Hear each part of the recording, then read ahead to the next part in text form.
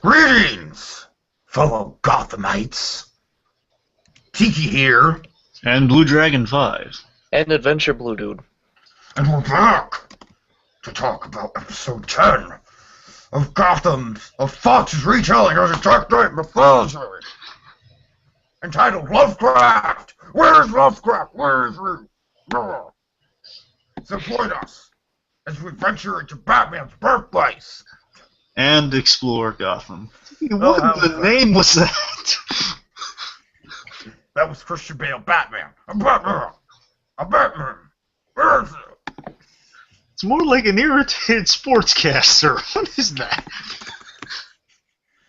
They are ruining a perfectly good game of football. Anyways, how the hell are you, AdvBlueDude? AdvBlueDude? how are you? I'm sorry? No, How I'm are good. I am good. How are you? Good start. Oh, I'm just fine. And BlueDragonFive, you okay as well? You good? Don't want to miss out on you. I'm reasonably well. Okay. So, before we get started, we are talking about, guess what? Like, we're finally, 2 weeks before Gotham actually comes back from its, 10-week hiatus. We're actually doing the last episode because we're on time. We're on top of things. Oh, yeah. But, just before we get into the recap, AdvBlueDude, what are your overall thoughts on Gotham thus far in the 10 episodes you've seen? I have mixed feelings. Mixed feelings. I think it's just everyone. I like what they do. What? Can I assume that one of your negative feelings is of Barbara? Can I just go ahead and assume that? Honestly, I could give two shits about Barbara. But it's a lot of the villains. They are really throwing things for no reason. Like, they're just, fucking, tossing villains every 5 seconds. Just Well, I mean, I know that one names. bad guy threw a TV, but come on, they're not all those villains. About the only villain who I really like what they're doing with is, the Penguin. Well, what about the Riddler? I like what he's... I love what they're doing with him. I like him, but at the same time, a lot of things that they do don't make sense. No. Yeah. I think it makes a lot of sense. I think in terms of the Edward Nygma storyline, it's like what they're essentially doing is they're creating this sort of social outcast who's gonna eventually get fired from Gotham PD and turn into the Riddler. I think that's pretty obvious. I suppose a lot. It's just me. Yeah. I totally hear you in terms of the case of the weak villains. I totally hear you. I think, honestly, it very much concerns me that they wasted Black Mask.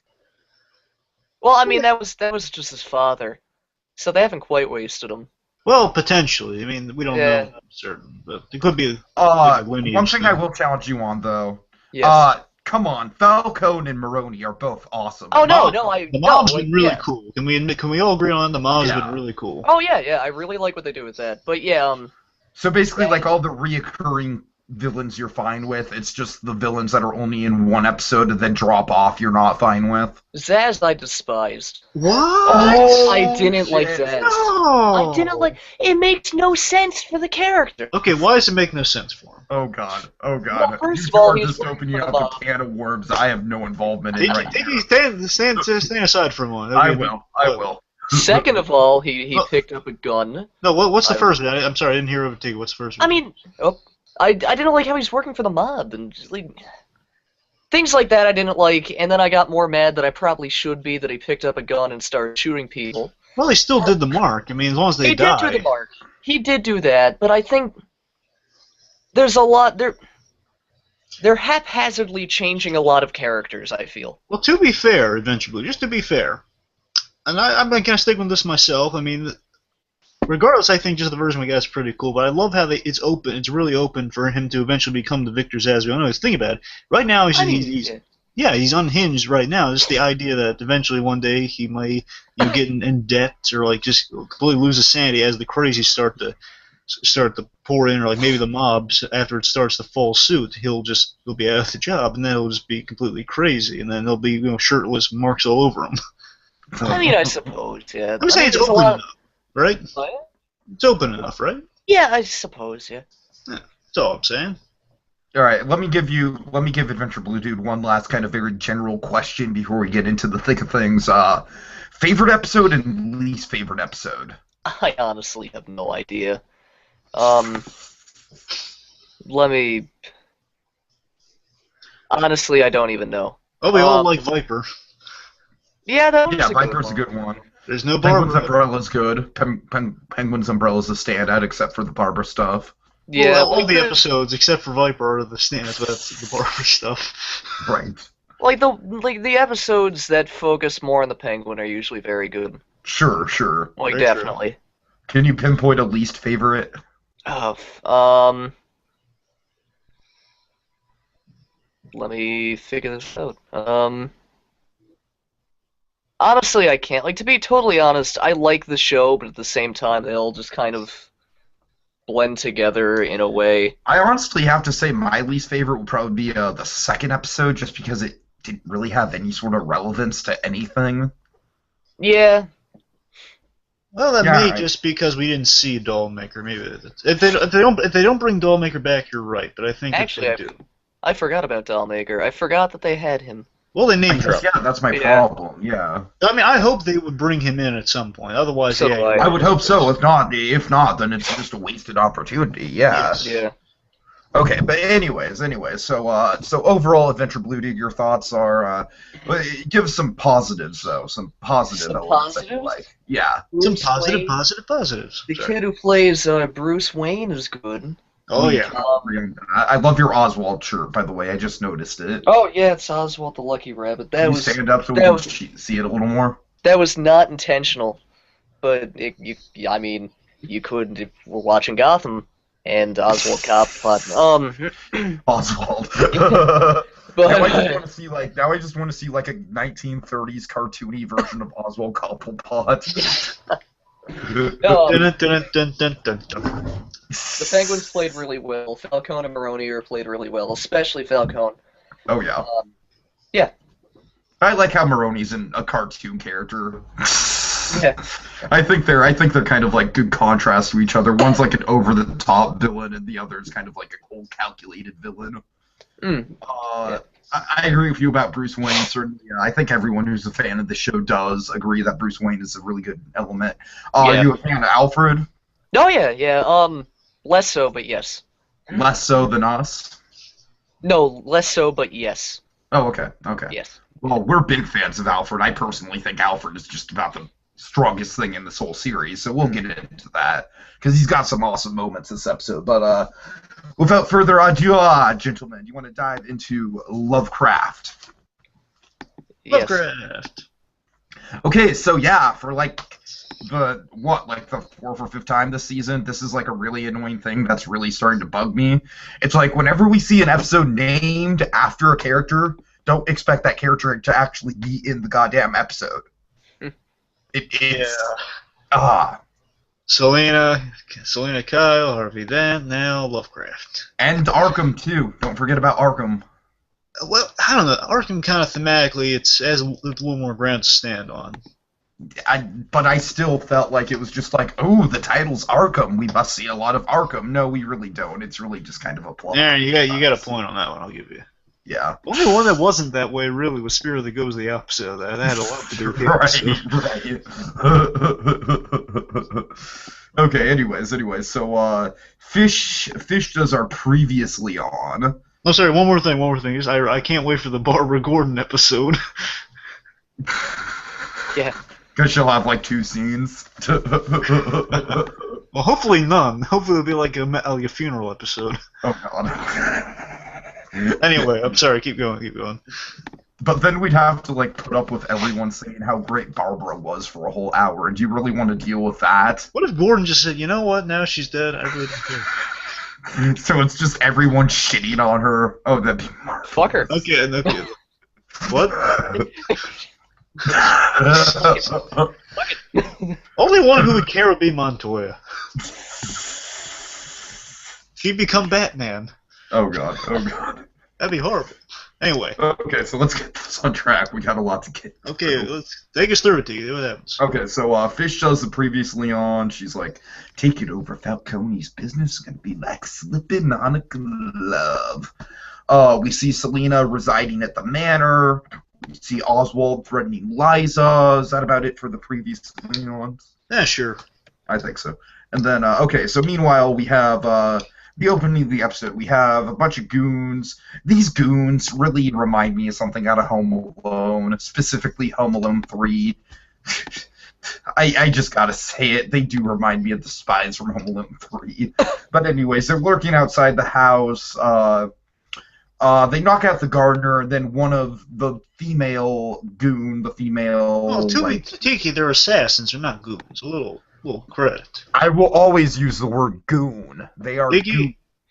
I reserve your right to use the word goons, just not for these guys. By all means, in the future, I come from 60s Batman. You know, goons is used as a beloved term, but just say it for the actual goons, not the assassins. All right, fine. So the assassin, the woman assassin, smears fresh blood on her face, and this is going to get into Alfred's credibility. Let me ask you this, though. One thing about the blood thing, yeah, so she killed the grandparents, really kind of a cool move, but here's a question.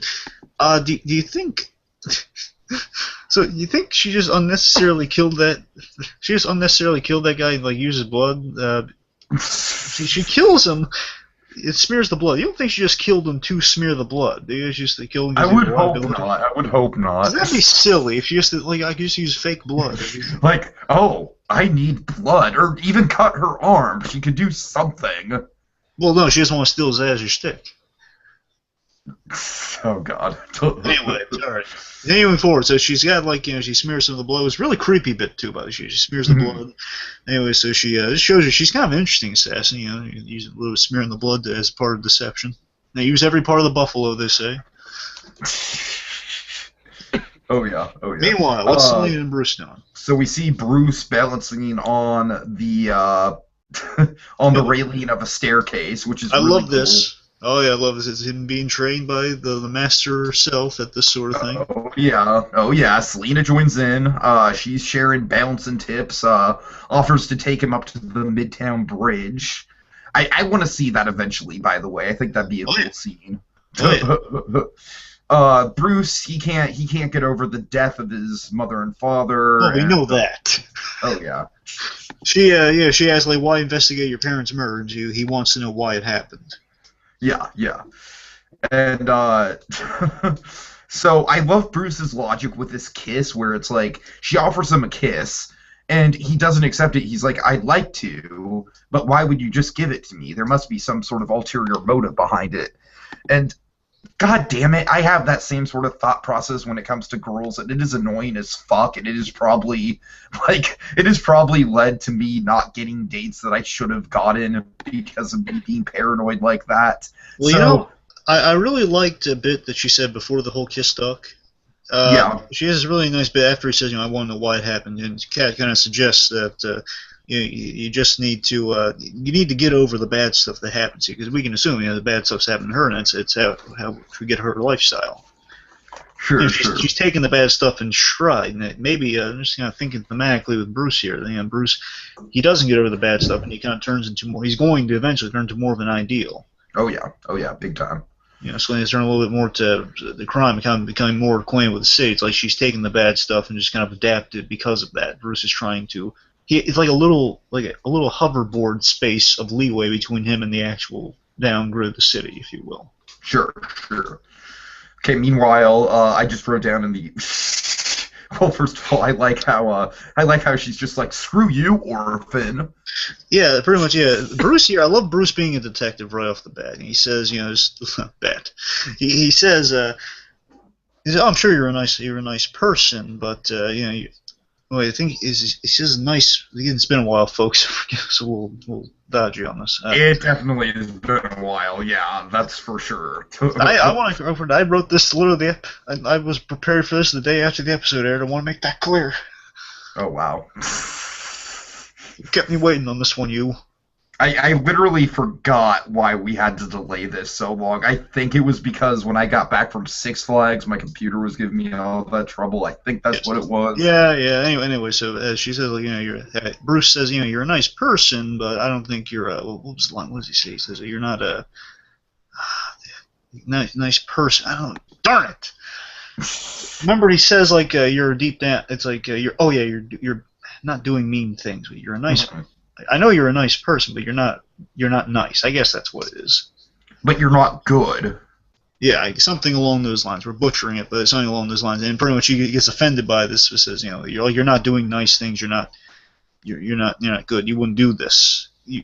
At your core, you're nice, but you wouldn't do nice things. He says, well, screw you, orphan. Which I always thought was a little mean, but that's what Selena would say. I can't believe we got beat by that kid, by that orphan kid and his grandparents. Big Bob Pateki. Anyway, so again, Bruce making smart observations, Selena getting a little offended, but hey, I'm nice. Screw you, orphan boy. Meanwhile, woman, our assassin in incognito, not much, but incognito. She knocks on the door. Alfred tends to her, the shaken woman from the car. Okay, little plot hole. I understand that she's shaken. It's just there is no wound. It is literally she just smeared flesh blood on her head. Well, she's wearing like a little cover and stuff, so presumably maybe some broken bones underneath. There's no wound. Well, no, I'm saying she has like she have like a coat or something covering her or something. I don't know. What do you think, AdvBlueDude? I'm not sure. Well, it could be like her hand got broken and like her hand is all wounded and stuff. It's just covered by the blanket, or not the blanket, but like a coat or something. It bothers me.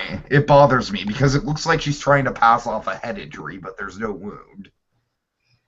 Yeah, I understand that.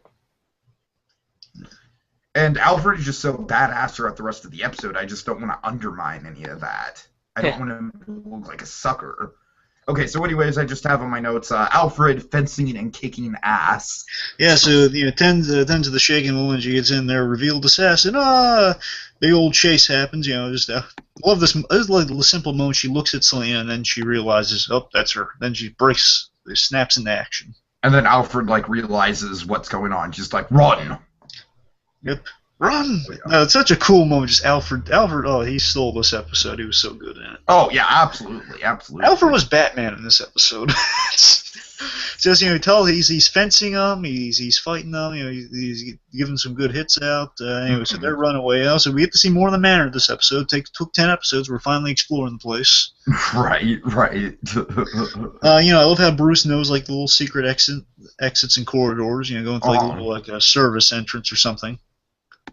Kind of leading to the outside of the mansion. Really cool. And I love how Bruce... This strikes me as like... I love how this Bruce Wayne's kind of like classic. He has the earmarks of like a Batman in his beginnings, if you will. Very nicely worded. Pretty much he's... he wants to help Alfred. He said, no, wait, what about Alfred? No. Instantly he wants to save people. Wants to save this person. Oh, yeah, for sure. That's Batman to a T. That's what I love most about Batman saving people. Gets me. Mm-hmm. Anyway, so he wants to say, there's no time, gotta go. They're getting out of there. They're going through the entrance. And then Alfred lets out a very epic Bruce! Yeah, he fends off the attackers, kids get away. Alfred gets shot, actually. And he takes it like a man. Yeah. He gets shot, he's still standing. He's worried for Bruce, says... I love how it's not Master Bruce, it's just Bruce in that moment. And then he did manage to get one of the attackers, so he got one of them. I think he killed... Did he kill him or shoot him? I don't know. Anyway, so then, then he lets out the epic Bruce! Eventually, do you want in on this? That's probably the best cut to the title out of the first 10 episodes, I'd say. Well, no, the Penguins thing... Oh, wait, no, it didn't cut after that. Yeah, you're right. Viper had kind of a cool cut to it. But I still think it's better than Viper, though. Let's quickly get in a whole chorus of Bruce here. AdvBlueDude? Okay. Okay, on 3. 1, 2, 3. Bruce! Okay. Yes, that was something that just happened. Yes. Okay, so meanwhile, we've got Jim, and he's questioning out the police department, looking for some information. let's see. He says they got 50 police in the woods roaming around looking for them. Alfred's pissed off. He's placing blame. He's saying that Selina should have never been there in the first place. Now, to be fair, now the previous episode, that was an important plot point to carry over. That listen, no one, he's talking to Harvey Dent about how this whole plan got started. About pretty much saying, okay, no names will be said, no names will be shared, so no one even knows Selina Kyle's the witness, and no one knows where she's going to be at. So, to be fair, Gordon covered all his bases with this. So there's an actual legitimate argument here. Sure. And Alfred's saying, like, how did they find out? Well, no one knew. Yeah, then enter Bullock. Awesome. And AdvBlueDude, what do you think of Bullock? I like him, yeah. I wasn't sure if I was going to like him. But, because he's, not really, character-wise, visually, he's a lot different than how he is in the comics. But, he just has a beard, really. Yeah. And he's thinner. He can do things this time. Well, Bullock can do some things. He had his moments. But, I like him in this show. Alright. Also, I want to point out, Alfred, after he just kind of shrugs off the guy tending to his wound, and then he tells him, like, a really detailed description. Like, it must have been trained killers. They're here for the girl. He gives him a lot of good information. Alfred really gets into Michael Caine Alfred territory a lot this episode. Well, except for speech. He's not much of a speechy guy here. Well, no, but I'm just saying in terms of, there's one moment in particular I'll get to. I hope you're not a member of the Fire Brigade. Yeah, yeah. Anyway, so Bullock comes in and he says, oh, good handiwork here, and he really dispatched with those guys. He's commending out. Bullock and Alfred should have a sitcom after. Not a sitcom, I should have like a buddy cop show after this. I absolutely concur with that. Now, I love Gordon. Don't get me wrong, I adore Gordon, but still, Bullock was awesome, and so was Alfred, and they really worked off each other well. And they have such a good, opposite dichotomy to each other, too. That's the best thing about them. Yeah, so Bullock finds out about the Dent plan, apparently. Wait, he doesn't know? Just said, wait, he doesn't know. Then pretty much, Bullock it's cued into the whole plan of about the Wayne murder. She was a witness, and how could you do this? This is reckless. Oh. While they're bickering, Alfred just interrupts them. I think he calls them planks. But he says something. I'm not sure. I think he. Well, in order he says shut up the barrier. Yeah. No, I'm sorry. No, I don't know if.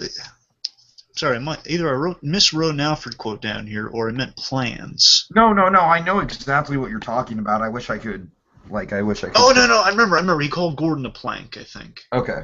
He either called Gordon and by proxy, kind of believes that you guys wrecked everything like a bunch of planks, or something like that. Not plank from Ed, Ed, because that'd be ridiculous. Anyway, so pretty much Alfred's saying, "Hey, shut up the parody. Argue later. We got something to focus on now." Pretty much they agree. Okay, we're gonna split up. Okay, you two find the kids. I'll find Lovecraft so you can call off the hit. Sure. So, they've got Harvey and Alfred. Awesome team. Oh, yeah. For Valley, you're pretty. You're pretty handy. There's a lot of books that accepts it right off the fly. No gripes or anything. Just he accepts it because he knows he did good handiwork. Sure, absolutely. You're pretty good for Valley. No, I'm a butler. I'm a butler, mate. Also, yeah, I think he. Alfred Pennyworth is Lee Daniels, the butler. Anyway, so yeah, they're gonna go to some contacts, see what they got. Oh yeah, anytime Gordon mentions contacts on the show, I'm just like, hookers! Yay, hookers! The Duchess. Oh yes, the Duchess. Anyway, so meanwhile, Bruce and Selina, what's up? Bruce and Selina, so they're so yeah, as always, Bruce is worried for Alfred. Selina, she's very skeptical of the police. Bruce has this line like, well, we can go back, and if the police are there, then we're safe. I must say, that's a little naive on Bruce's end. Yeah. But, I guess knowing what we know about the police, it's like we don't know, Bruce isn't really that. Is Bruce privy to the information that the police are corrupt at this point? To be fair, Bruce has only been, again, just barring the fact that we're assuming that Christmas Allen and Montoya are quote-unquote good cops. Yeah, no. Of course they aren't, but we're going off Gordon vouching for him. Pretty much, in Bruce's mind, he's been introduced to only good cops. Okay. Maybe. Fair enough. Anyway, the point is, they're discussing the plan of action. Bruce wants to call Alfred, saying, we'll go to the police. Well, the police aren't going to help this kid.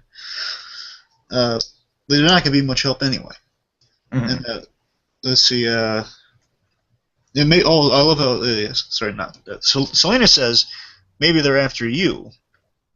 And basically, kind of quails Bruce's worry here. Say, hey, we lost him. Relax. I'll hide you in the city, and we'll get a phone. That's me being nice. Right. Yeah. Well, I am nice after all. Again, Selena was really good this episode. I thought. Selena's, as always, Selena's good. AdvBlueDude, overall thoughts on the Selena character thus far? Selena. I have mixed feelings about Selena.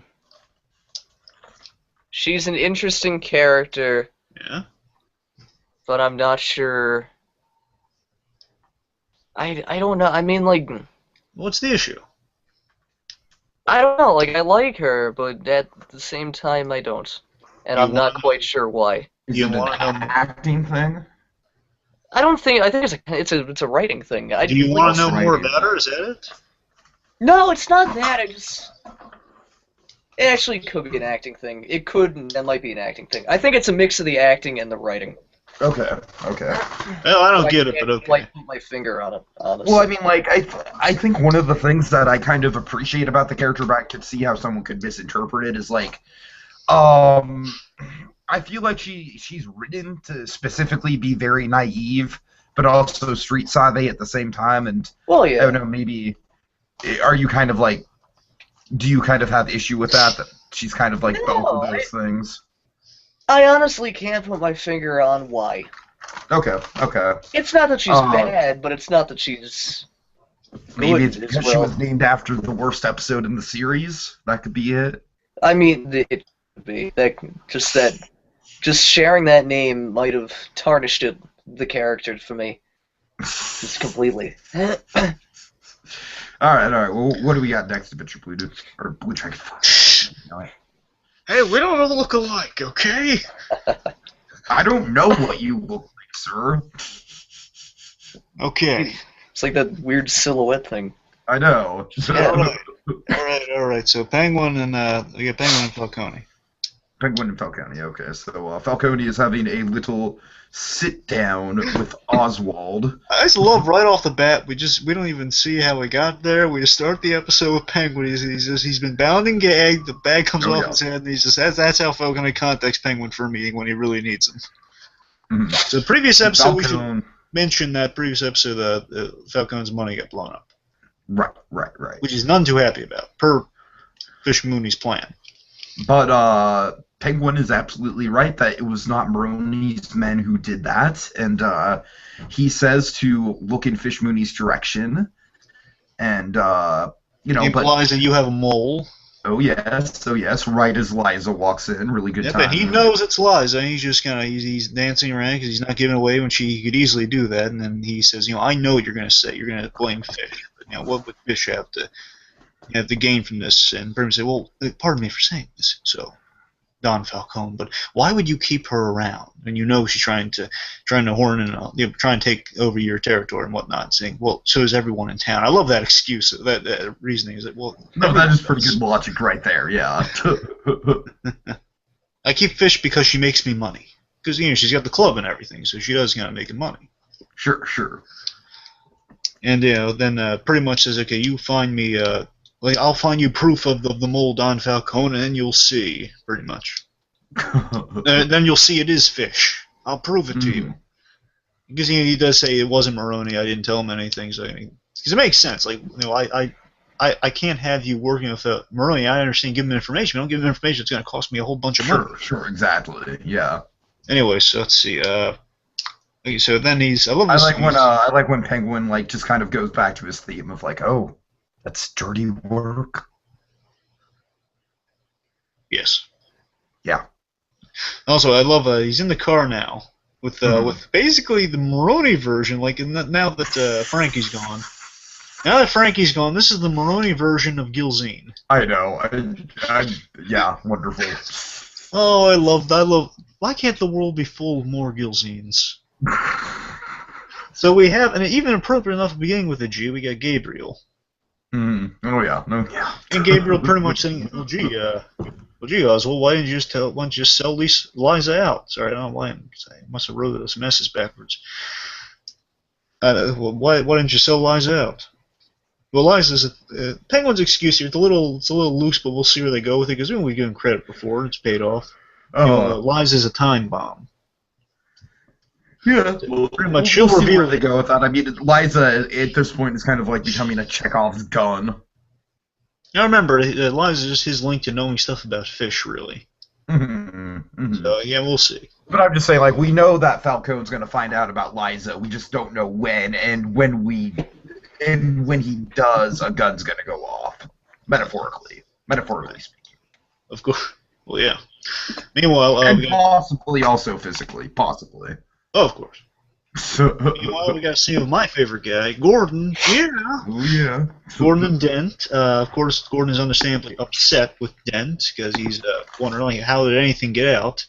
Basically, there's no sign of Lovecraft, but Dent saying, "Oh, this is a win, though. I mean, it means Lovecraft is scary, startling." And then, of course, I love this. Is Dent sees this as a win of like, okay, Lovecraft's acting. That's good. It means we were close to getting him. Of course, not realizing it shows you how overzealous Dent is in comparison to Gordon, like dangerously overzealous. Which it really does show a lot about like the dichotomy between the two, where it's like, yeah. Like Dent means well, but he's going way too far. He's like Gordon just pushed the 10, which is dangerous. And I love Gordon's reaction, just like, I'll win. 2 kids with assassins are on the loose with assassins after him. How is that a win? And also, then of course Gordon asking really the important question, like, how did their names get out? You and I made an agreement. You swore to me like no names be mentioned. Of course, I never mentioned any names out loud. Wait, what about whispering? What about whispering? Did you whisper any names? Says, well, I may have whispered your name for credibility. So, oh, it's great! Yeah, Harvey's a little bit of a slime ball. Thoughts on this Harvey Dent, just the brief time we've seen him? I like him. I think he's underutilized. Though, of course, they haven't really done a lot with him. He's definitely underutilized. Yeah. He's only been in 2 episodes. Character that gets an episode named after them is underutilized. Yeah. He's only got an episode and 2 scenes, really. Yeah, right. I want to see where they take him. Do you think all the dichotomy and the coin flipping and the ooh, look, his head's half in shadow? Do you think all that was a little too overdone as introduction? A lot of the things the show does is a little over the top, is a little fucking wink, wink, nudge, nudge to the characters. Riddle me this. Do you like video games? I love video games. Especially the Arkham games. Seriously, people, throw your money at that. They'll be awesome. Please do. The new one is coming out next year. It is. Okay, Yes. let's see. Oh yeah, so pretty much, with the dichotomy, and maybe that's going to, one side being a little more prevalent over the other side leads to some dangerous situations. Unbalanced, and he took a gamble like Two-Face is bound to do, and of course that gamble is putting people in danger. So you got a double-sided coin there. And I love how Gordon just points out the line. He says, "Okay, look, here's some leads. You go to Lovecraft's place. You got 1 of 2 places. You probably at this place. Go there, check it out." And Bruce says, "Dent, this is on you if anything happens." It's a really tense scene between 2 of them. You get a sense Gordon's not going to trust this guy after this. Oh yeah, at least it's going to be a long road to trusting him again because he backfired big time. Again, so I love how Dent takes responsibility somewhat, though. We don't know how genuine he is, but he says he takes responsibility. He says, "I says you're right, but we need to." Sorry, think what I'm saying here. You're right, but we need to get this. You need to get this done first. Pretty much. You give him the 2 hideouts. Meanwhile, Bullock and Alfred, as Gordon's off to one of the 2 hideouts, as Dent regrets his actions. So we got Bullock and Alfred doing awesome stuff. Oh yeah. And we see an old face. We see Mackie, Corey from That's So Raven. Oh, I love. Oh God, sorry. Oh man. Oh, I love this scene.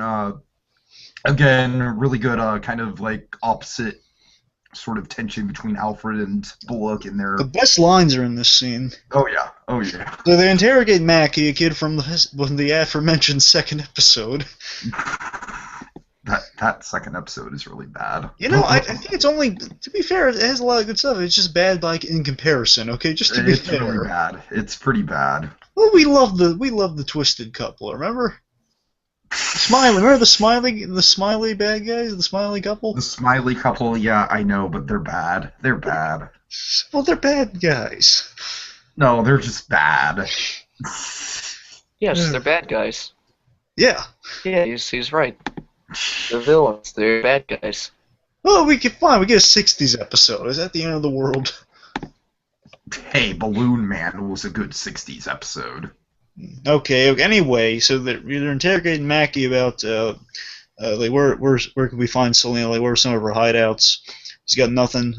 Then we see a comparison of Bullock's interrogation method as we have in the past with Alfred's interrogation method, which is much more entertaining. He drops laying down $100 bills. Bull lays down $100 and versus Bull. Damn it, Alfred! Save your cheese. Sorry, it's so funny. Remember, that's not the best part of the line. The best part of the line is, save your cheese. All I need is a roll full of quarters to get some answers out of this kid. Yeah. It's just the idea.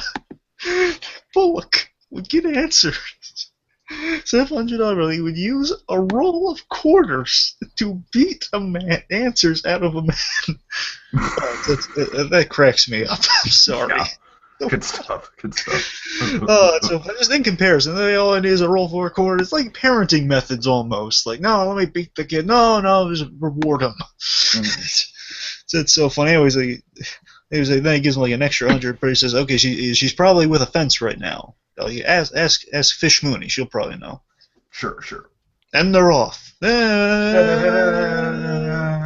Bullock, Alfred. Dun, dun, dun, dun, dun, dun. Okay, so meanwhile, Falcone. In stately Wayne Manor. No, sorry. Falcone. He's going to start this party off with a bang. Quite literally. Dead. Yeah. Very tense scene right here. You want to take us through? BlueDragonFive? Sure, he kills an old pal of his who apparently had the important role of armory guard. Armory meaning the vault where all the cash was kept. It was an old armory, shelled out for it. Again, he was guarding the money, so he knows. Okay, so if there is a mole or however anyone got the money, this guy was slacking on the job, so I'm going to kill him. I didn't want to kill him, but I had to, and more importantly, I killed him to send the message to whoever the mole or whoever is behind this, whoever's part of this coup. Got to send a message. Kills the guy right into his soup. Oh yeah. But you got to tell you, the food looked pretty good. It did. All the food on this ship looks like that's one of the reasons to be a mob boss in Gotham is that you have access to awesome restaurants. Well, at least he treats his people to dinner better than Nick Ford does. Oh God. Nick Ford. That's like Nick Ford. All I'm saying is Nick Ford could have given him some water or offered him dinner. All I'm saying, at least some water. I would appreciate the offer. Anyway, sorry. Anyway, so pretty much he kills the armory guard to send that message, and pretty much he tells me, I'll find out who this, and they're gonna wish their death was as quick like this guy's. Mm-hmm. I want to say his name's Banton. Banyan or Banton, because I cannot read my own handwriting. For the love of God, I cannot. I'm sorry. It's been a while. Yeah. So I'm sorry. Anyway, so he says, it's a really cool, creepy message. Again, Falcone is so awesome in this series. He says, I'll find out. And you're going to wish their death was as quick as his. Just being shot point blank in the head. And then Falcone brings up kind of, I call it kind of bait, perhaps, saying, we're going to take of course, because of this robbery and the destruction of the cash, we're going to need to be taking some big pay cuts from your territories. I really like this. To recoup. Sounds fair, doesn't it? Fish? He asks Fish first, and Fish says, yeah, it sounds more than fair. You could all learn from Fish. And Falcone, on some level, you got to suspect that he knows, Fish is behind he this. Must know. I mean, come on. It's like we're talking about this woman who's like, everyone out, like 10 seconds after, like. Yeah, he knows. Again, he knows Fish is out for him. I love how he's so We're demented. talking about the same woman where it's like Mikola is like flat out, like, you know, like, ooh, let's get, ooh, let's make out right in front of him. Forget the old man. Yeah.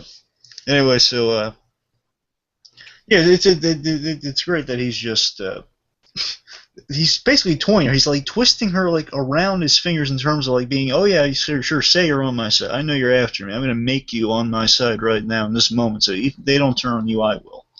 Almost, you know. It's like he's just saying, yeah, isn't that right, Fish? Maybe on some level he's like pointing it out to the rest of them. Yeah, I know she's kind of leading this rebellion, and if you don't know that, you're gonna learn that, and you better pick a side, or else you're going to be in your cream of wheat, buddy. Oh yeah. And it's gonna be messy. No, no. Let's see. And that is the funny part. Also, I think he has a great line. He says, trust runs both ways. Right. Someone has that line. It's a really cool line. And then basically Falcon says, okay, let's eat. And they eat with the dead body still in his fancy soup. And just you can see how nervous Fish is. There's a dead body in my soup.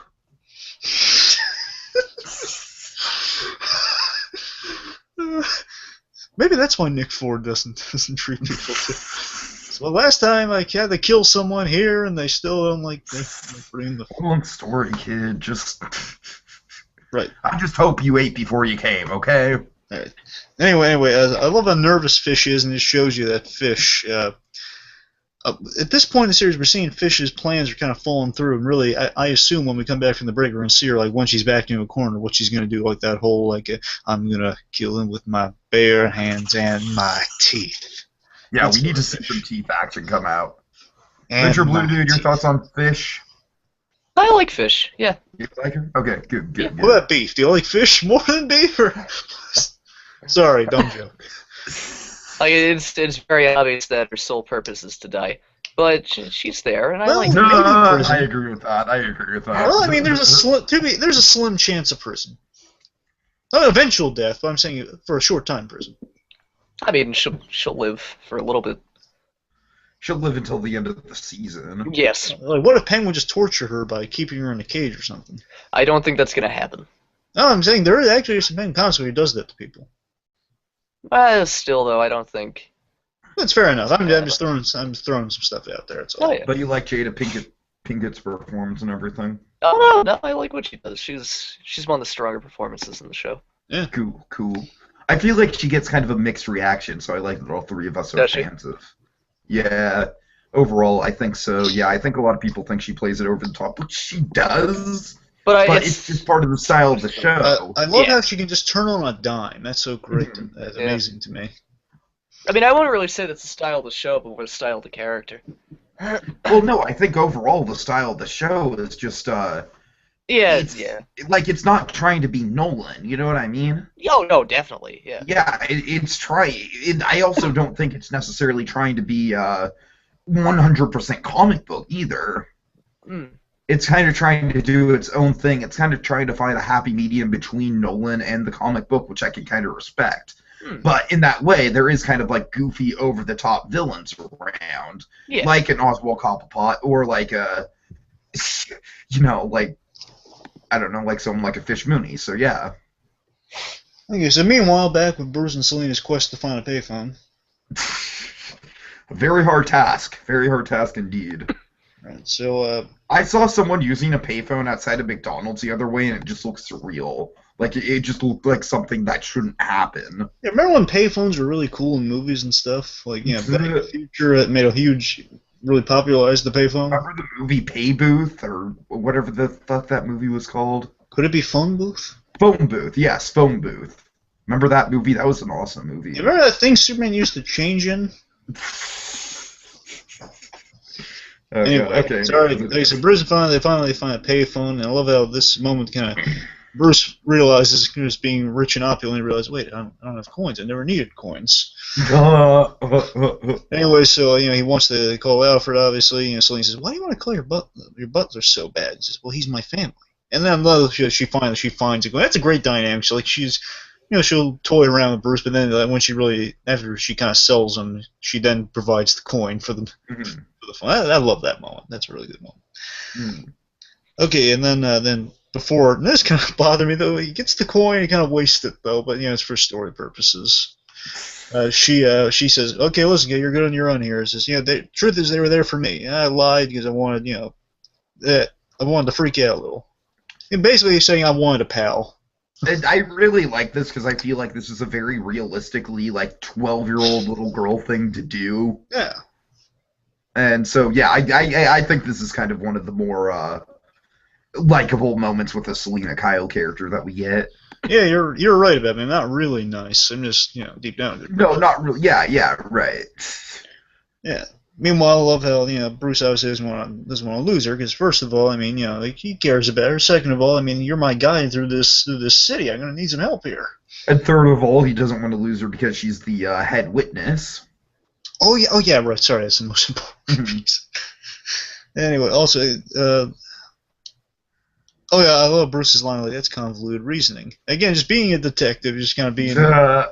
This is a Bruce Wayne who hasn't quite gotten to the whole public persona yet, so he's just he's a little Batman right now. It's convoluted. It's without the personality, so it's some convoluted reasoning. And then you can't leave. You're gonna testify. And then the idea she never intended on testifying. What do you think about that? What do I think about that? I don't know. What do you think about that, AdvBlueDude? What do I think about what? I apologize. Her never intending to testify. It makes sense for the character. Well, here's the big question. Do you guys think she actually saw something, or do you think she's just lying the whole time? I would like to think that she's been lying the whole time. A part of me wants to go that way, but I don't know. I don't think you drop the okay, I think that the revelation she has with Bruce here about I lied to you to spend time. I think potentially that might be a bigger scale thing going on, but with the whole being a witness, you know what I mean? She might want to be a witness because she's trying to insert herself into something to get herself, basically the whole time she's been playing the witness card has been to keep her out of juvenile detention. Well, she can escape any time, remember? But still, every time it's brought up, it's because she's playing an angle. True. I don't know. I kind of think... I'm just still wondering if it's she has no faith in the city to keep her safe, so she'll never intend on testifying. Maybe? I don't know. Perhaps. We'll see when we come back from the break, but we'll see. Anyway, so after she tries to make a run for it, Bruce chases her, and it turns into a classic Batman Catwoman rooftop chase almost. Oh, yeah. And again, they've been practicing some balance and stuff. And talking about visiting bridges and stuff. Pretty much she made the climb. No, sorry. She climbs up there and she jumps to the other rooftop. And Bruce, he's getting ready to. I love this moment. I was pumping my fist in the air. Yeah. Just he runs to the other side. And I love how Selena. This is the Batman moment today. She says, "No, you can't do that. You're gonna." And he does it just through sheer willpower, and determination, and drive. Through sheer drive, Bruce knowing. No, I can't lose her. He jumps over that rooftop and he makes it, but he's still a little young. He just makes it by the skin of his teeth, and she helps him. Oh yeah, he's falling backwards. Oh yeah, just that's perfect. Right. And pretty much Selena saying, "No, please," Bruce saying, "Please don't run. I'm really tired." She says, "You're crazy, but you earned it. But it's gonna be basically, you're crazy, kid, but you earn my respect. We can hang out, but you're gonna have to do things by my rules. I help you out." Really sweet moment. It's a really good moment. So then they enter what I like to just call the underground. Yeah, because they're disappearing, no calls. Going off the grid and getting some help from underground. Mm-hmm. So the underground. Also, didn't they call it the Flea? Oh yeah, you're right. The Flea. Okay, I'm sorry. And I'm, just to myself, I want you to tell me, what did you think of this scene, Tiki? Did it remind you of anything? What scene in particular are you talking about? Going to the Flea. Did the Flea remind you of anything that you've seen before? It did, but it's not what you're thinking of. Oh. I guarantee you. It kind of reminded me of the abandoned ball that turned into a homeless shelter in Gone Girl, and that's mostly in the book and not the movie. So, No, I was thinking, when I was I'm watching sure the that's not what you were thinking of. no, when I was watching the episode, I was thinking to myself, oh, Oh, the Underdwellers, of course. yes, that's what I was thinking. Oh, Tiki's gonna. Did you? Oh, just I think love that the just- Underdwellers. he keeps mentioning Underdwellers, and I'm thinking, he's working in there, but no, actually, this actually is Underdwellers. No, I am confident that whoever's writing this show likes the Underdwellers as much as I do. Anyway, so we're basically the place is full of underdwellers. You know, it's you get an underdwellers vibe to the whole place, and it's kind of underground, like basically mall without music. I think she what did she call it? Like it's a mall with I think it's a mall with better music. I think that's what she said. Basically, it's an underground flea market. Maybe that's why it's called the Flea. That makes sense. Meanwhile, Okay. Gilzine. Gilzine, oh yes. Any thoughts on Gilzine, Adventure Blue Dude? Which one is Gilsane again? He's Fish's right hand man. That's what I thought. No, I really like him. He's a good, like, comedic relief kind of character. Oh yeah, for Love sure. me some Gilzine. Yeah. I think the reason me and BlueDragonFive both like Gilzine is that he just feels like kind of like a 1930s mobster character. Yeah, he does. Yeah. He's perfect. I love Gilzine. I really hope they don't kill him. There's been a couple times he's kind of like the Remo of the series. Yes. Well, then also our other Remo kind of got killed. You know, Frankie. Yeah, that was our other Remo, and I mean, he actually looked a little like Remo too, but I don't know. He did. But now Gilzine is our Remo. I hope Gilzine's one of those henchmen ends up being like one of those like I want to say kind of error men, if that makes sense. Like he's been around for like all the different mob bosses. Like he just goes from boss to boss. Right. I really hope he doesn't die. Anyway, so Gilzine's nervous about Falcone, obviously, because oh man, Falcone's literally killing guys at lunch. I'm terrified. Fish reassures him, he pours him a drink, reassures him. At first, I was really worried in this scene for Gilzine because I was afraid she poisoned the drink because she poured it. Oh, yeah, right. I was really afraid for Gilzine, like, oh, you're showing some weakness, I'm going to kill you. No! Thankfully, it didn't. So she reassures him, hey, listen, Gilzine, I don't need you freaking out on me like Liza is, okay? Well, Falcone's move there, the killing, the creepy move killing people in soup. Oh, yeah. That's going to spark rebellion, which is given our little promo. It looks like that's going to be the case. We'll get to that. Okay. Basically says, Falcone's move will spark rebellion. That's going to be his downfall right now, him overplaying his hand there. Really stupid. We're fine. Everything's going to be okay. Meanwhile, after that drink, what happens? One of the best scenes of the episode happens. That's what. So, enter Alfred and Harvey. I just picture the 70s music myself. Like Starsky and Hutch type music. I'm walking in here. Right. Butch is like, he's not having any of it at first. He's like, boss is busy, Harvey, wrong time. I'll be quicker than a sailor at shore leave. He's like a 40s noir detective, this Bullock. He really is. Let's see. Have you seen the girl? Have you seen the girl where her fence is? And this girl's saying, "Hey, what's a fence?" Oh, come on, don't play that with me. And then this is the moment. This is a moment with Alfred that reminded me of Dark Knight. Alfred he's like, "Oh, I knew a butch once," and then go on because I don't remember. Don't just start the line and expect me to finish, okay? I knew a butch once. That literally all I have written down is Alfred's butch, and I know the story is badass. So what's all right. Story? He says, I knew a butch once, and it turns out he wasn't that butch. Pretty much insinuating, he's kind of swinging the fence. Mm-hmm. Yeah. Essentially, just kind of insult him. Say, is this guy? He spun it some other way. Like he spun it a little differently, basically making him sound more of a threat. Okay. Is this guy threatening me? And this is great. Gilzine gets close to him. Alfred he throws him to the ground, pulls a knife on him, and says, "Where's Fish?" Oh, he's Batman. Oh yeah. Anyway, so then Fish appears magically. No, she just appears. And yeah, Alfred. I love the bit where just the simple bit Alfred helps Butch up after the boss.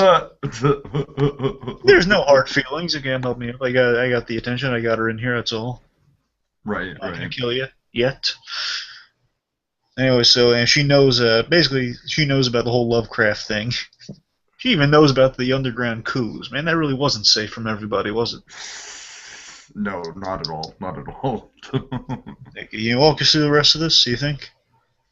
Okay, well, just basically, they just isn't it Alfred that kind of plays on Fish's compassion? Oh yeah, Alfred charms the pants off of Fish. Oh yeah. And, I think she actually has maybe a thing for him. I don't know.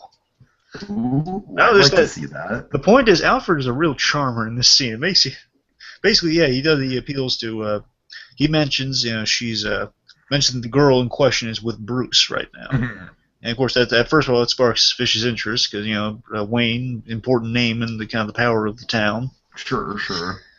And basically, then he appeals to her sense of morality, which is really you and I or anyone, the Adventure Blue, we never would have predicted this in a million years. Appealing to her sense of loyalty. I wouldn't have thought of that. Basically says you wouldn't let self-interest.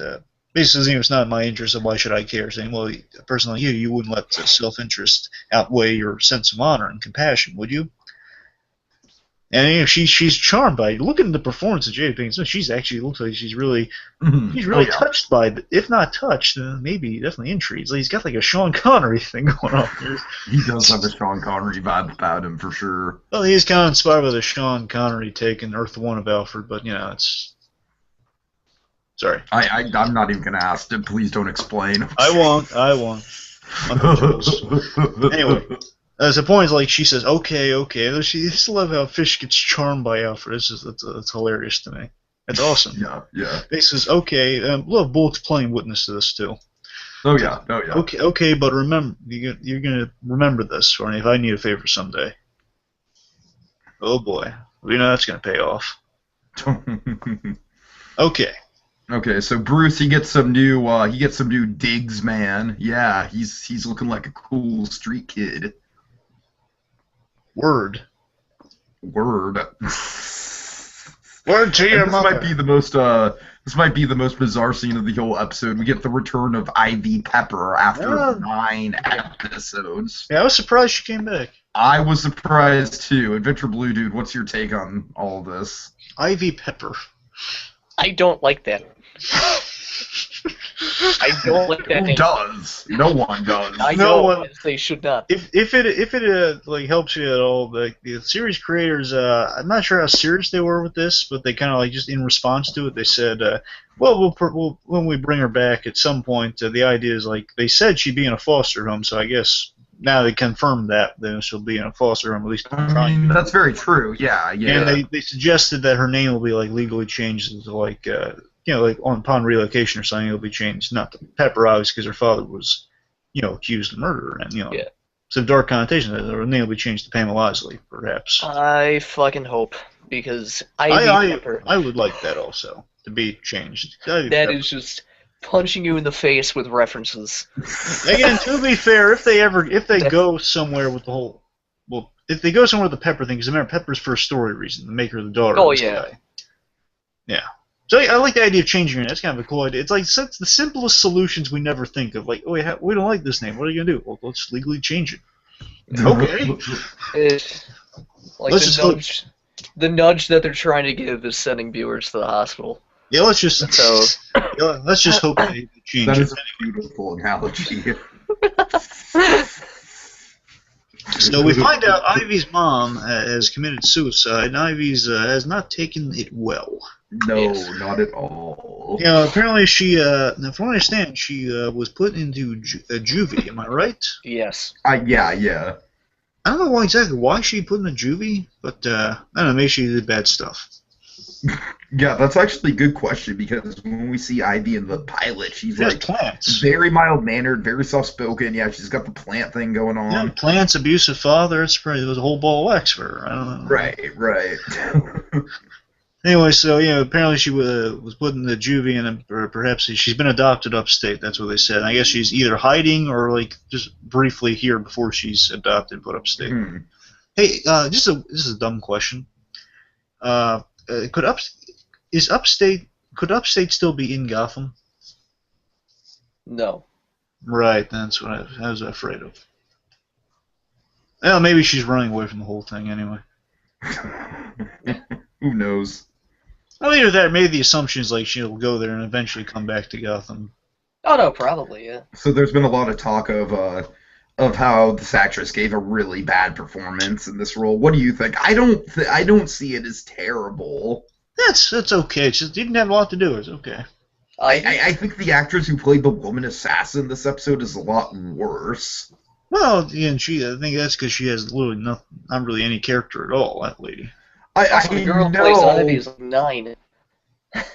So I mean, I'll cut Ivy some slack. I really put a lot of expectation on her. Okay, well, she did like the nervous tick thing. I guess the problem people are having is that like. I guess we're supposed to be more afraid of her at this point than the actress is conveying. Yeah. Lena Kyle is like, oh, she's just scary, okay? And it's I thought she like kind of a subtle sort of scary that I just don't think the actress has the skill or even like the experience or maturity to provide. Well, I thought she was successful in kind of creeping me up because there was really some intensity there between her and Bruce. She meets Bruce in this level. It's like Selena just kind of gives like don't tell, like kind of like a don't tell her name look off to the side. She says Bruce Wayne, and then it's like he meets Ivy, and again, like I love it. It's so tense with her saying, "No, I'm not mad at you. I'm mad at him. He didn't kill my dad and make my mom. He slit her wrist, did he? Like twitching her eye. It's really creepy though. You give her some points. She's trying. She's trying. It's a work in progress. Give her some time. I'm sure after time goes on, maybe she'll be strong. If they bring her back at all. Yeah, that's the thing. It's like we might see her again like another 5 episodes from now if we're lucky. Like someone's responsible, but not him. All right. Anyway, so also I like how she says like doesn't she say like it's really creepy line like, oh, he's cute, isn't he? Oh yeah, she does. And then I love she has the creepy line about Clyde, about how Clyde's cute. Oh, wait, you sure? I thought she called Bruce cute. You sure? No, I'm pretty sure because Selena asks. Okay, well, Selena asks where Clyde is, and then Ivy says, "Oh, he's over there. He's cute, isn't he?" Well, I thought she was directing that at Bruce. I don't know. I hope to God she's directing it at Bruce. Because it never dawned on me it could be Clyde, because that's kind of creepy. It's like too creepy.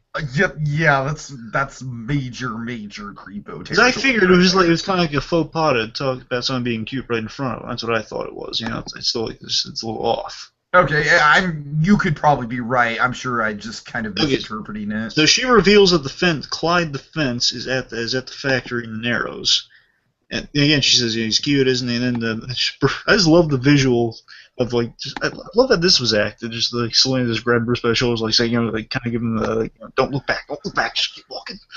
Mm-hmm. Look of like she's scary, just don't look at her.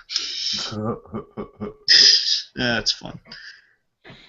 Okay. Meanwhile, we have Jim woken by Harvey's call. Harvey has a lead on the case, and based on Fish, but let's see. I'm trying to decipher my notes. Oh yeah, I don't know. Can you explain this scene, Adventure or BlueDragonFive? Okay, wait, I'm sorry, I think I'm skipping over a scene, too. I am skipping over a scene. Gordon finds Lovecraft, okay? I'm skipping over a scene. I'm sorry about that. Wow. Where does Gordon find Lovecraft, Tiki? In his apartment, right? Yes, and what's Lovecraft doing? Yeah, you can do it. Now I feel like this is going... I don't know. I don't remember. What is he doing? Okay.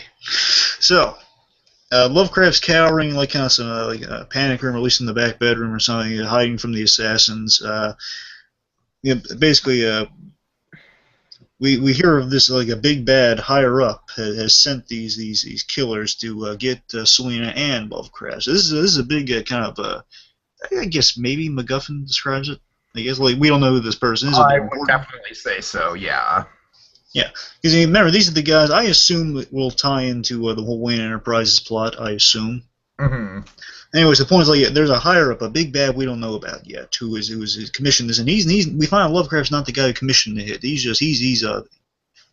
a cog in the machine that now is because he came across some irregularities, pointing out who the big bad guys were and what they did, perhaps, and then basically he finds out that the big bads, they took out a lot of it's like they did some sort of stock thing. They took their stock out of the Wayne Company before they died. You know, they cover their losses, I guess. Sure. So they knew something about the death regardless. And then he's about to show Gordon some documentation, and like we're all in the audience saying, "Oh, we're gonna get some answers." Nope. Basically, the assassins come in, and before we get a name, see why I don't like the darn assassins. They ruin everything. Well, we'll get into that. Basically, Gordon versus the assassins, and Gordon, as awesome as per usual. He dispatches with them to a degree, and then he takes one of them out. I love how he does the thing where he pretends to surrender, and he basically surprises them. Simple. It's the simple pleasures, really. Anyway, so he unfortunately gets knocked out, and then it's really creepy. The female assassin kind of flirts with him a little. Do you notice that? I'm sorry, I just cut out for a second. Well, basically, so Gordon gets to a fight with him, and then pretty much he gets knocked out, and then there's a really creepy bit with the female assassin kind of flirts with him while he's unconscious, or while he's getting unconscious. No, I didn't notice that. If I would have noticed that, I probably would have liked the female assassin more. Yeah, she has this line pretty much where she's kind of it's like she says we should do this again sometime, but like that was fun or something along those lines after she knocks him out. All right. I mean, don't get me wrong. I'm saying the assassin has potential if she comes back, but right now, not a lot in this episode. Yeah, we'll see. I mean, she had some cool fighting moves. She had really good fight choreography. I guess so. I don't know. Well, I don't know why I'm so down on it. It's just the brief few lines they do deliver. I just don't think they deliver well at all. It's like, I understand it's a small part, but they did not find a good actor for it. Well, again, they're on a job. Let's give them some credit if they come back. We'll give them some credit. We'll give them a shot. I hope they don't come back. I really hope not. Well, again, they're out there, so they probably will come back. Anyway. Okay, so The Gordon Awakens. Yes, what I was trying to describe like 5 minutes ago. Okay. I got very confused by. Okay. So yeah, he's awoken by a call. Harvey tells him that they have the lead based on fish. Harvey Bullock, by the way. Yes, Harvey Bullock. Thank you. And he finds Lovecraft dead in the tub, shot with. Now, am I mistaken? Is this supposed to imply that? Yes, this is Gordon's gun. Okay. Now, before that, though, real funny, when we see Bullock talking to him about fish, yeah, we see Alfred chatting up fish in the background, having a good time. I totally didn't notice that. That's awesome. So they got a lead on Clyde and where the factory is. Oh, God. Oh, Clyde is such a creeper. Also, we'll get to it. As Alfred and Bullock leave, Bullock has a line like says, "Who, like, don't forget, Bullock, you owe me too." He says, "I owe everyone." And he probably does. Now, the next moment with Gordon that you just mentioned, I really was This really captured my imagination. I love this moment. It made me think I would expect a lot more bad things to happen, which still they did kind of happen. But just Gordon waking up, just think this idea of Gordon wakes up and he finds, oh no, he's been killed with my gun. Mm-hmm. And Gordon has a moment he could clean it up, make it look like not an accident. Nope, he calls it in. That's Gordon to a T. He's doing things the honest way. And it's just the idea of Gordon waking up and realizing, oh no, I've been framed. And in a corrupt city where people could railroad me like that. And the assassins did it too. So again, this basically indicates to him that the higher up also has it out for Jim Gordon. Mm-hmm. That's creepy. It is. You can just I'm sorry if I'm harping on. It's just the visual idea of just Gordon waking up and seeing that, just the shot of him seeing his guns missing and then seeing it in the crimes. That's just cool to me.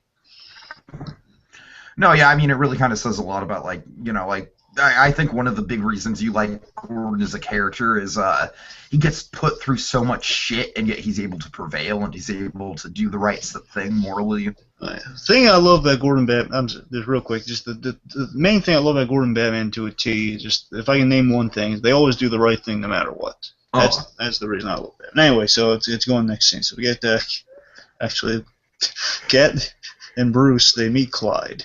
Creepy Clyde. Creepy Clyde. Oh, God. AdvBlueDude, any thoughts on little Clyde here? I mean, I don't really have anything to say about him. He was in the show for maybe 5 minutes. I mean, he was cool. He was okay. He was cool. No, I don't think he was cool at all. I don't think well, you know what I mean. mean. To describe him. Don't get me wrong, I like a good fence character. I mean, Batman, this is like Batman Animated Series, a classic Batman Comics territory. You have like a whole variety of really cool fences to work in there. Because eventually, Penguin will turn up being a fence in the future. Oh, yeah. There's always good territory for that. However, this guy, yeah, he's pretty much he's blonde Jack Black knockoff. He's like Jack Black from that what's I'm thinking of, the movie with Melchior, the Never-Ending Story, the third one. Wait, Jack Black was the Never-Ending Story? Yeah. Really? Yeah. Oh, basically, wow. Give him blonde hair, that's him. Okay, I totally didn't know that. Yeah. I learned something today. It's not. Anyway, so Clyde essentially he's the fence. He tries selling. He says selling stuff anyway. So Selena brings Clyde an offering of trinkets she stole from Bruce's house. It just makes me think, oh, poor Bruce. Steals all this. Even his father's watch too, which was important to him. Or he beat up Tommy Elliott with that watch. Right.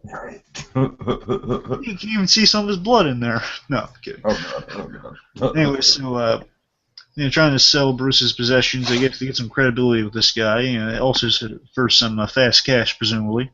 Mm-hmm. Anyway, so let's see. Bruce points out like the actual value of the watch if he tries to lowball him. And I just love Clyde is a really funny line. Again, I don't really hate Clyde or think he's all that creepy. He's just kind of lame.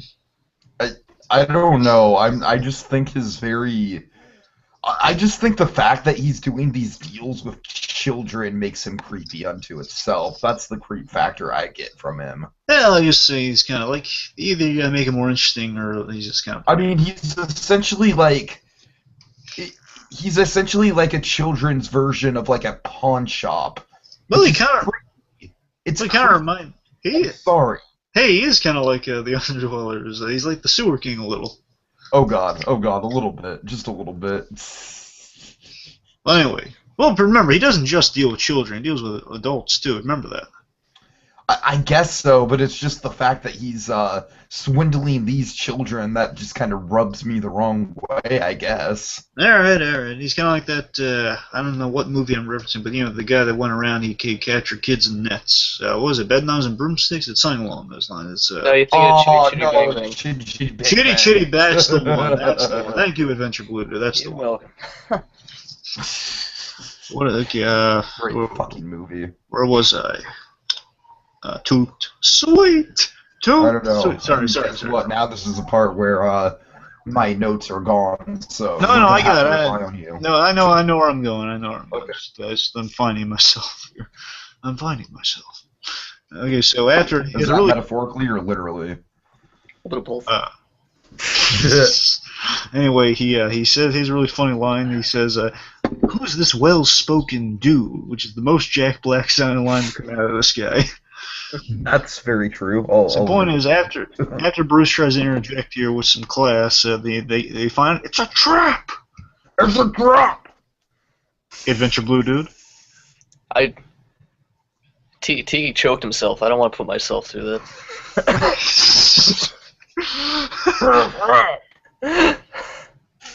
Okay, so basically, this whole thing, basically, them getting there, it was a trap.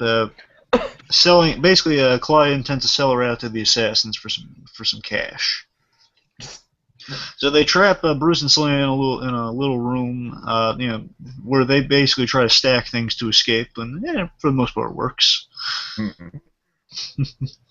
One of the assassins comes up there, pretty much they knock him out. They knock one of them out, and then they flee, run away.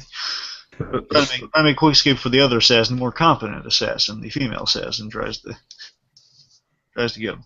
Meanwhile, Alfred and Bullock, they man, why is my handwriting so bad tonight?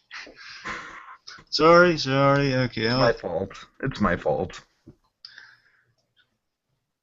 I remember there's a really funny line. I'm sorry, it's arrive. That's what I'm looking for. Okay, so Bullock and Alfred arrive, and Alfred just charges into the shootout going on. Bruce Bullock has a really awesome line saying, "Am I the only one in this city who waits for backup?" So again, Alfred enters the shootout. Really good stuff happening. And Gordon arrives. Oh yeah. Cool. Bruce tries to fend off the assassin, but this scene was kind of a weak sauce on Bruce's part. But he's throwing metal pipes to distract her while Cat escapes. Yeah. Yeah.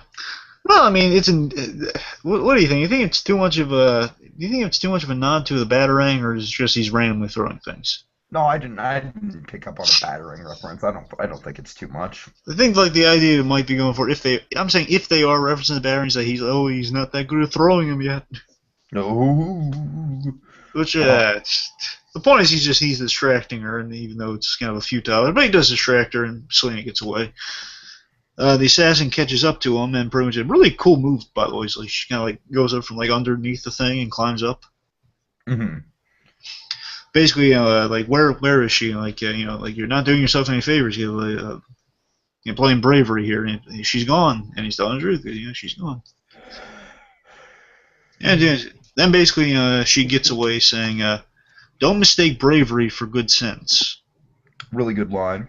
Well, yeah, it was good. She had some good lines now and again. She does have good lines. She does, yeah. No, I think we might be being a little harsh on her. I don't know. I'm reflecting on it. Okay, so she gets away, and then Alfred and Bruce have a really heartwarming reunion. You remember this one, Tiki? Alfred and Bruce heartwarming reunion. Yes. I do remember it, but take us through the details. All right. So they reunite. I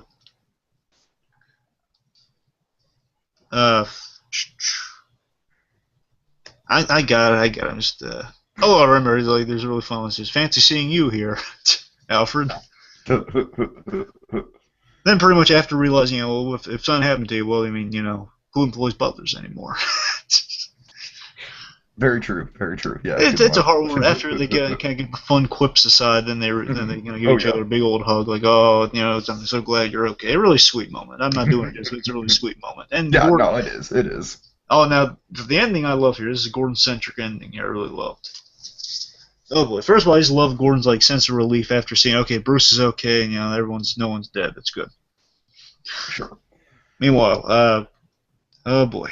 Mayor Aubrey, one of my let's see Adventure Blue's reaction on Mayor Aubrey. The Richard Kine's character, the mayor. Yeah, what do you think of the mayor? I actually do like him. I like the way he's played. Yeah, he is slimy as hell. Yes. Yeah, he's so funny and cowardly. But still, my favorite moment with the mayor is that is the one scene where they're about to pick him up and pick Falcone up, and then something goes wrong, and he's just, oh yeah, what goes wrong is fucking Barbara goes wrong, and then the mayor just flips out like, okay, bye guys, it was a fun adventure today. And I think it's like right at the moment where Falcone says, okay, well, someone's gonna die in this room. It's okay, I'm out of here. Really funny. Hey, fellas. Oh, I love the mayor's a favorite of mine, but here it is a real serious moment, though. Oh yeah. Okay, so the mayor now, so Lovecraft's dead. Lovecraft was a big pillar in Gotham City. People knew this guy. Yeah, and Dent was after him because he's like an inherently corrupt guy. He was one of the big names. Sure. So anyway, so So Aubrey's upset that Lovecraft's dead because you're a little coup, you and Dent, Gordon. And he was a pillar of this city, and now he's gone. Press is gonna storm up the place, and basically he's fed up. Mm-hmm. Gordon's fed up, and he basically, he was a crook, and he said he was killed by who he would have implicated in the Wayne murder. Mm-hmm. Very much. And also, there's a really neat line where I don't know. I don't want to say I'm disappointed with this not being carried out a little more, but I think it was carried out okay. Basically, him saying, "Plus your gun was found, the one that killed him, and I believe you. I believe you didn't kill him, but still." I like that the mayor's smart enough to believe that Gordon did not kill him. Yeah, I don't really buy that based on what we see. To me, based on what we've seen from the mayor, that would be like the mayor would pounce at that. You know what I mean? Well, no, the mayor's like slimy, but he's not stupid. He knows. Oh, I know Gordon would do because he wouldn't even kill the penguin. Good point. Good point. Anyway, so I like how he points it out. I'm surprised he didn't use it. I'm just saying the mayor would just pounce on any circumstantial evidence against Gordon, regardless of whether or not he would believe it or not. Well, he uses it against him. That's kind of what I'm saying. Yeah, he uses it against him, but not in the way we expected. Yeah, it's kind of refreshing, given the direction it ultimately takes. I mean, I'll give him some leeway on that because I want to really see where this goes. It's such a cool way to leave it off. Anyways, pretty much, I believe you didn't kill him on your honor. I believe it. Anyway, so basically, he devises the whole suicide cover. Again, this just shows you, corrupt city, that this mayor is kind of like a fake story, kind of like how Romero does it every season of the hotel. Oh yeah. Always comes away. Okay, here's the cover story. Pretty much saying, okay, it was a suicide. And of course, it's such a lame excuse. He was murdered in a tub. Right. He was even shot in the head. Like point blank in that, like not even on the side or anything, like directly in the head, like an obvious murder. Like he'd have to, the directionality, it's so funny.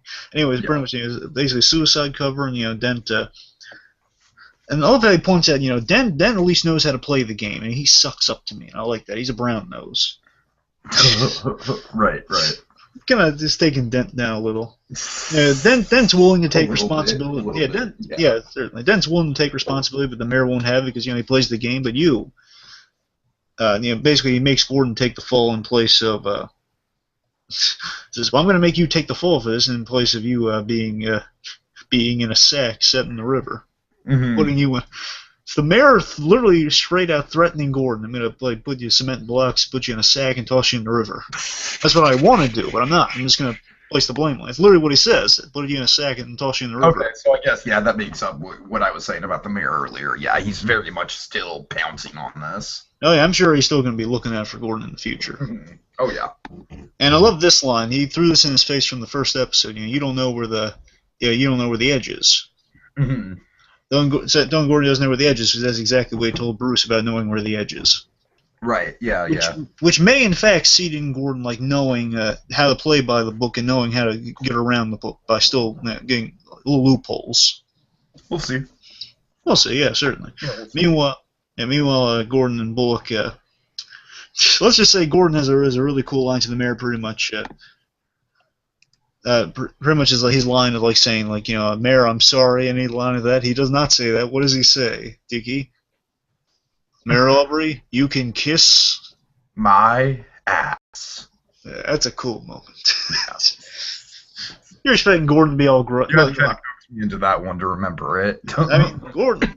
Obviously, Gordon we'd never for a moment would think Gordon would suck up to this guy. Just hearing the confidence in Gordon's eyes and seeing he's been through. Oh yeah. Oh. He got out. Uh-oh.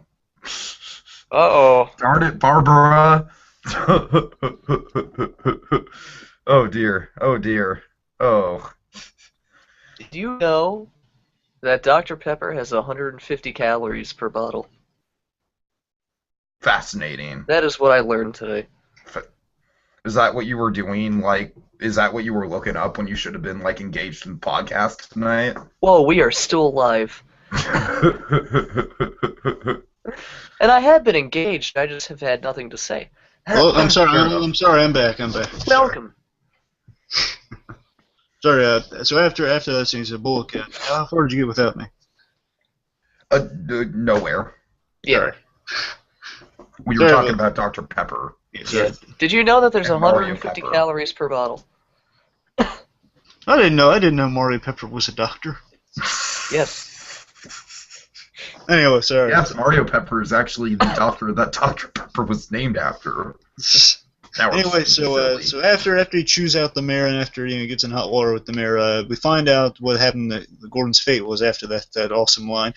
He and Bullock are talking. Basically, find out he's been demoted to an Arkham guard. And Nigma is legitimately devastated. Oh, this scene made me not only howl with laughter, but almost shed a tear. It was so beautiful. Oh yeah.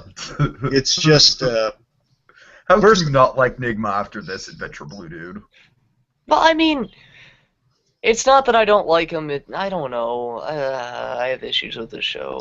So he's been demoted to an Arkham guard, and pretty much, Bullock's obviously bringing up the obvious point of, well, why don't you quit? They've been demoted to an Arkham guard. Arkham is really not a good place in Gotham to be. Yeah, most certainly. And I love this line from here. This just sums up Gordon to it too. This line for me, it's just he says, no, they want me to quit. Not gonna give that to them. Mm-hmm. Really good line. Of course, Gordon wouldn't quit the job because they want him to quit. No, Gordon goes out on his own terms. Like Sinatra. No, I'm kidding. Anyway, then Edward Nigma. I love this. Nigma wants to write a letter to a boss. Nigma wants to write a letter to a boss, and he asks, like, Gordon, who do I write it to? Nah, thanks, Ed, but no. It's such a sweet, endearing moment that Gordon respects. Oh yeah. Really kind of shows the naivete of Nigma's character. It's like his head isn't really wrapped up in all the mob dealings and everything like that. It's really just he's an eccentric guy at this point. Yeah, like, I wish I could do something. He says, well, that's the break, Ed, and I'll take care. And then, after Gordon says goodbye to him, it's just this silly, sweet moment that really almost brought a tear to my eye. He gives Gordon a big old hug. Oh, I love it. And I love, like, Bullock saying, that guy, he's just, we'd miss him if he were gone. Right. This goodbye really tugged at my heartstrings. He's going to be back, but still, it's like he's just going out on his turn, just kind of taking a bullet for everybody. Of course. And Bullock offers to buy him that drink, and this line really got me. Gordon says, "Soon." Mm-hmm. Yeah, just Gordon saying soon, like maybe Gordon got something up his sleeve, like maybe I'll be back. Right. Yeah.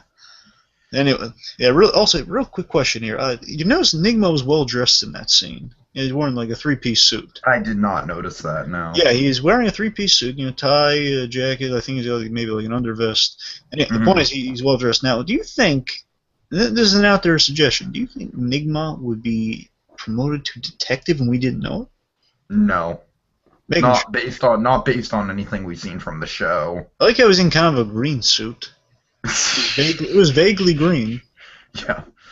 No, I really don't think so. I think based on everything we've seen from the show, he's like more in danger of losing his job than he is potentially getting a promotion. I'm just throwing it out there just to make sure I cover all my bases because he looked awfully well dressed in that scene. And when Gordon's going out, I mean, you could be right, and that would be cool, but yeah. I'm just saying it could be like I don't know. Just saying he looked a little more well dressed than usual. Maybe that's just how he usually dresses. Because we know the Riddler loves to dress up nice. Oh yeah, of course. Okay, let's see. Okay, I got the last scene here. Let's see. Okay, Bruce and Selena they got two scenes. We got Bruce and Selena.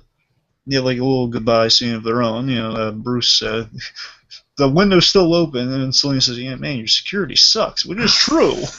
Very true. Aside from Alfred, his security sucks. Indeed, and even Alfred can kind of suck sometimes, like he did this episode at the beginning. Well, again, only for a moment. The rest of the he made him up for it in more ways than one. Yeah, he did, definitely. And then, this scene, the romantic in me loved this scene. I'm sorry. Sorry if I sound sappy. I love this. He says, she says goodbye, gives him back his watch and stuff, but keeps that mysterious box. I still have no idea what it is. AdvBlueDude. Adventure Blue Dude. Give us What's a in the ruling. box? What's in the box? The little the Adventure Blue Dude, the little trinket Selena has, and she swiped a few episodes earlier. This little silvery box. It's when she goes into the manor when he's sleeping, and she kind of creepily watches him sleep, and then takes something. Yes. We can't figure it out. It's like we literally see a close up on it, and we don't know what the fuck it is. It's been too long. Is it something of his mother's? I think I don't know. It's a little silver box. Wait. What's in the box? I'm gonna look this up. What? It's like something she can fit in her hand. It's like it's not too big, but it's like something she can hold in the palm of her hand, I guess. What's the box? I have no idea. It's like a little silver box. Let's not dwell on it too long. Anyway. Seriously. Okay. So then this scene really is the sap, and she kissed him goodbye, and then she kind of pulled a bat exit on him. Oh my god, that was so cool. Just still, that moment, just the finally getting the kiss, earning the kiss, before he says like, oh wait, what's so funny? I think he was about to say, oh that's my, then gets the kiss. He said, we could have known.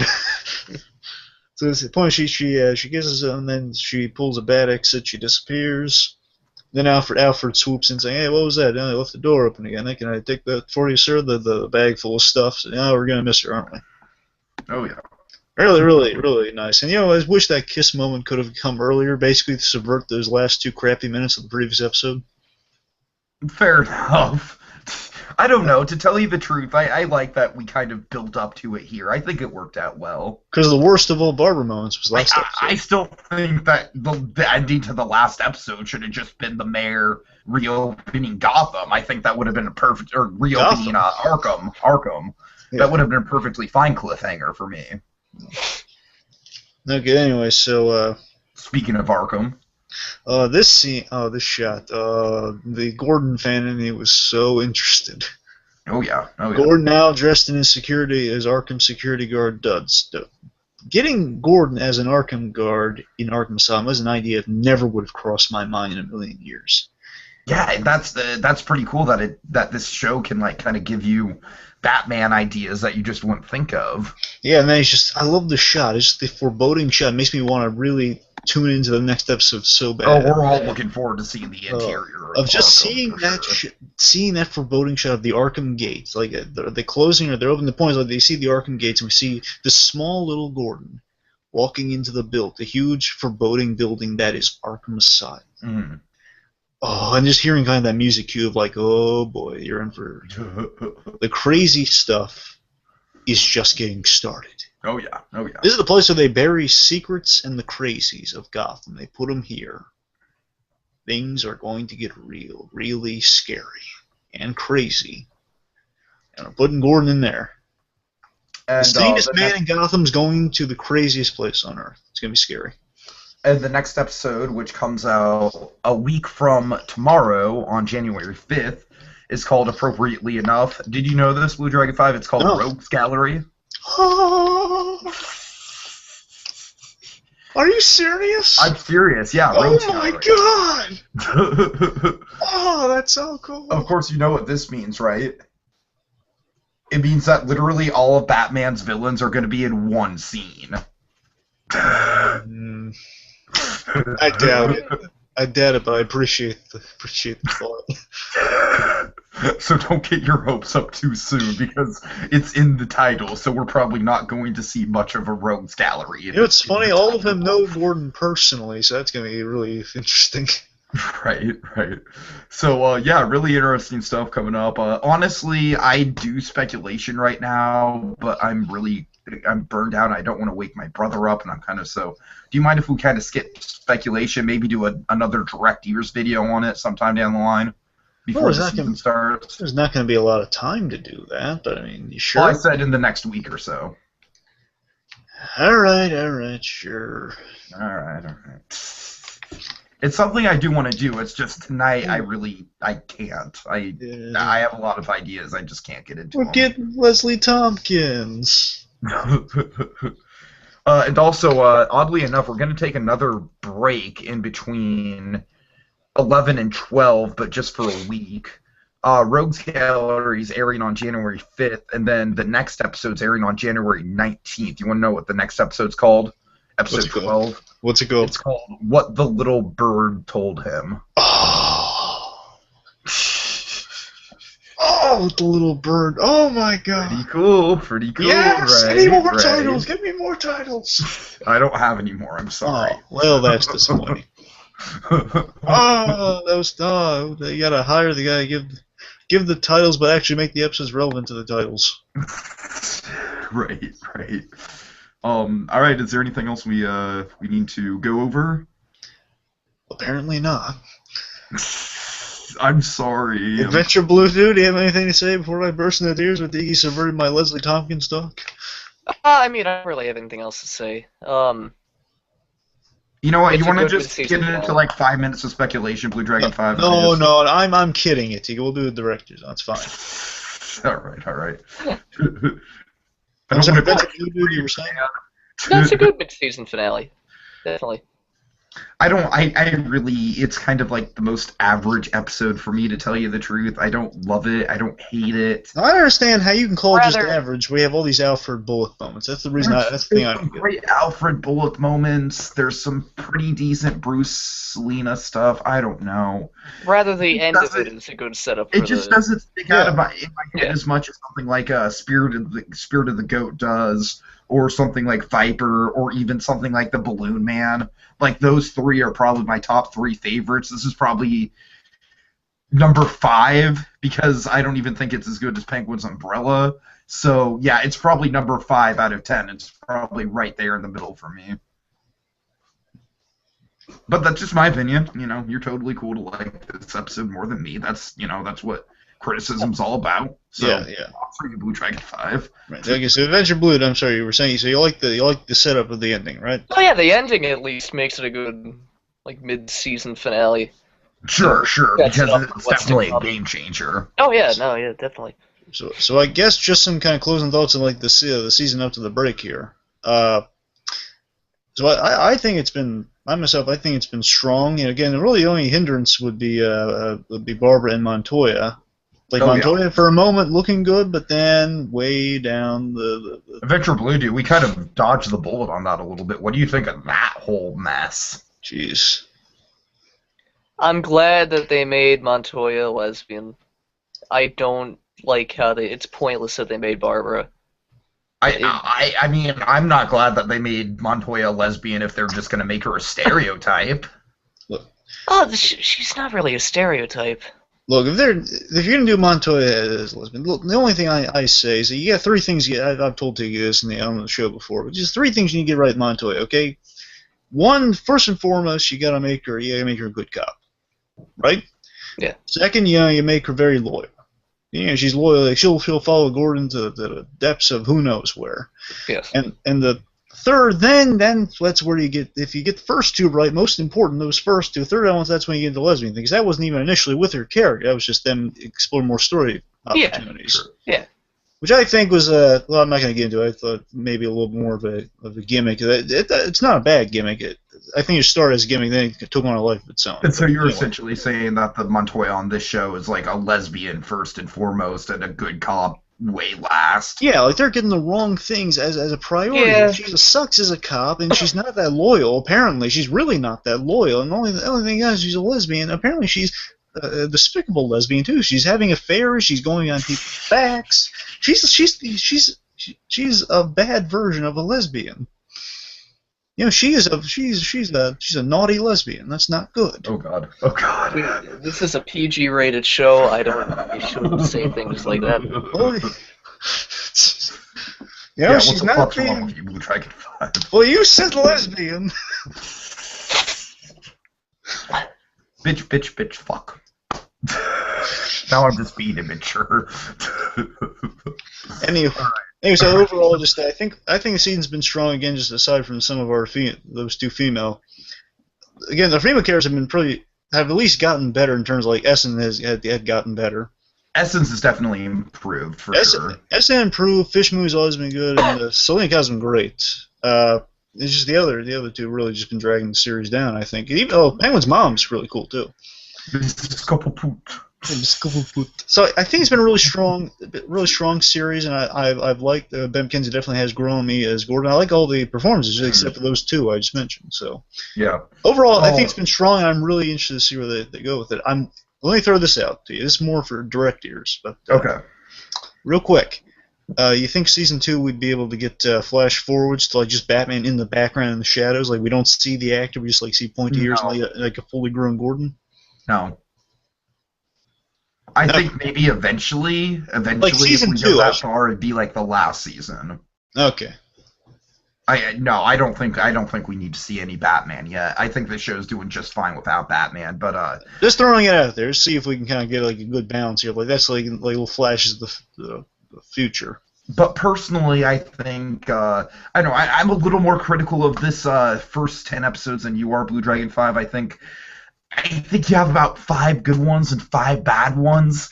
I really do. I think that's kind of what it boils down to a little bit.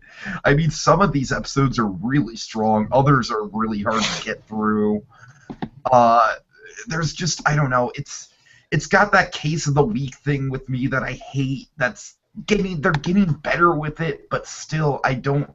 Like, I'm totally with AdvBlueDude with the whole critique of they're throwing too many villains in, too many villains that don't have enough substance, and I don't know. But overall, to do some good things about the show, all the mob stuff is absolutely fantastic, and it's the driving point of the whole thing, and it's why I want to keep going and keep watching it. So, definitely intriguing stuff going on there, good performances and everything. Overall, it's not the train wreck I thought it could potentially be. It's not as good as I thought it could potentially be, but I'm definitely willing to go forward with it.